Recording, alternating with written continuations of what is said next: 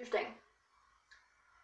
Doing your makeup later in the afternoon, and it's like in the mornings you get out your supplies. At least for me, and I always feel like everything, all my tools and stuff, just match my skin tone, or at least balance out my skin tone enough. But then you do it in the afternoon, or you do it under different lighting, and it can look like it's making your skin bright yellow or bright orange or bright whatever. And depending on, it's like the day you finish doing your makeup, and you can be doing the exact same thing with the exact same steps and the exact same routine as always, and it can just look a little bit off. And that's what's so weird about like perception, Like, it's interesting to me how I can look in a mirror and what I see is, like, the first thing I see are the bags under my eyes. And I feel like I have super intense bags under my eyes. That said, never once in my life, if I've ever brought it up or anything else, has anybody ever noticed me having bags under my eyes. And it's just strange how, like, you can look at yourself and physically perceive yourself differently. And just, under certain lighting as well, can change your skin tone, can change your complexity. And I think that's why, if you ever notice, at least in a lot of public schools that I've went to, there are yellow lights. It's really lit up yellow, very yellow, and that shouldn't be as much of a problem, except I can't count the time that I've stood there, staring in a room in a, middle school, or a public school, a public school restroom. Like, why does my complexion look like a lemon or an orange, And, why does every single thing I swear I covered up this morning so vibrant? And it can just really change with lighting. I think it's stupid, because those kind of yellow tinted lights are cheaper. At least I think, right? I don't know. Well, I don't know where I'm going to. I think in a school, sort of full of kids that are obviously very self-conscious about themselves, because kids, just in general, tend to be that way. I think you should make sure that your lighting is more complementary to skin tones. That doesn't seem like a big thing at all, but it's always bugged me, because it can just really plummet your mood, to look at yourself and think, there's something wrong about how I look. And so just fixing the lighting, fixing how that I feel it could, maybe, could see like some improvement in how kids think about themselves.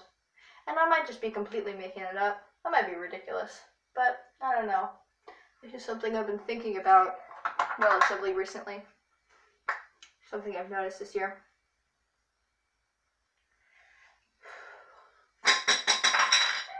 Yeah.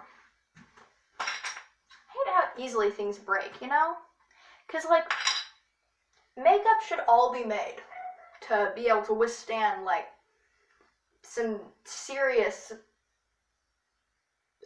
hardcore hardship. That's what I meant to say. And, because, like, where do you have makeup? You have it in your bathroom. I'm the clumsiest person alive, and, you get, like, this sort of routine that this is what I'm doing right now. I'm doing a thing called beating my face, with, my powder to set everything. That's just my face and my neck and all around. And, the hardship that makeup goes through, like, it can be in the bath. You can It can be thrown, it's shoved, it's because, you have to do everything relatively quickly. It can be, if you're traveling with it, then it's going to get thrown around a lot. If you have it, a lot of people who wear makeup will carry some stuff in their purse or pocket, depending. I suppose not everybody who wears makeup carries a purse. In that case, I don't know where I'm going with any of this. Just kind of shut the camera down and started rambling, It's also certain things, when doing makeup, you gotta remember that just if you try to cover up what you can cover up, but if you can't cover up every single flaw, then, well, maybe it's not a little, maybe it's not, I think if you can't, like acne, little acne spots. If you can cover up those little acne spots with makeup, great. If you can't, then are they really a bad thing? If you can't cover it up, then maybe it should be there. Maybe it adds character. Something. Here we go. You must think that I'm crazy. You wanna replace me, baby. There's no way.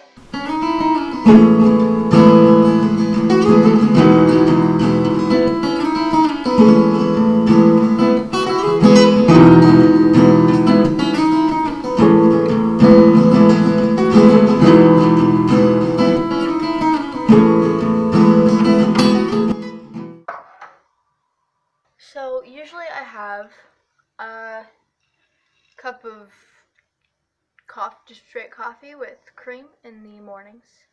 And then every couple days I'll have sometimes I'll do a honey, sometimes I'll do just straight vanilla, and today I'm having maple syrup, which is my favorite. The maple is the second easiest one.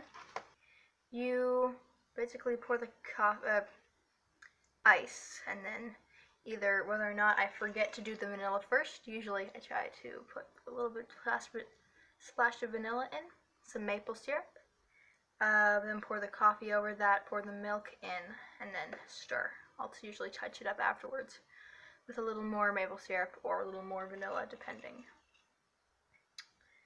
The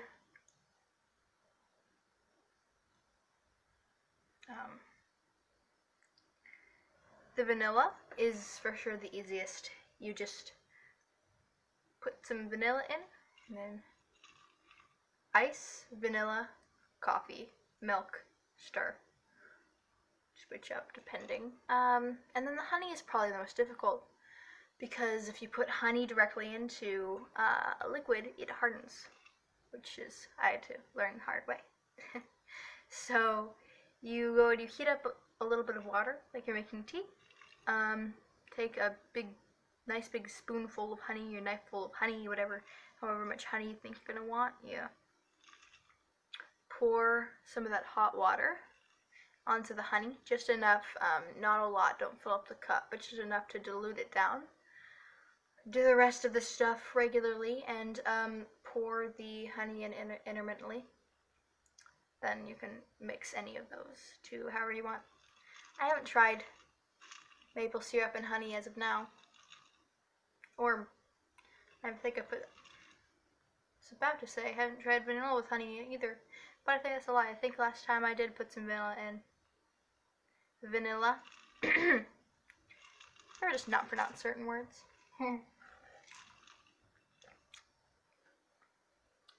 I doodle a lot.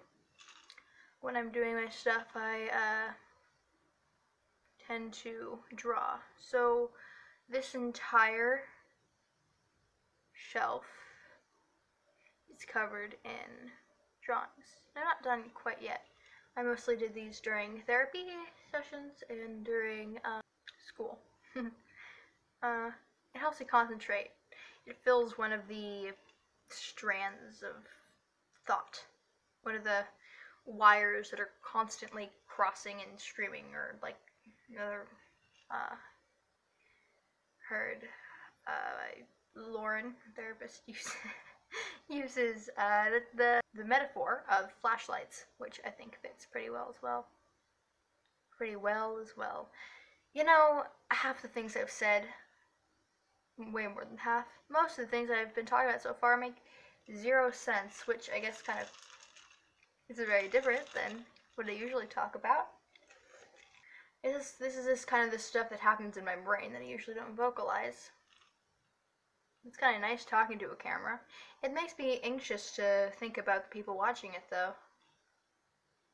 But seeing myself on the screen and then seeing this little dot, it's pretty nice in the moment.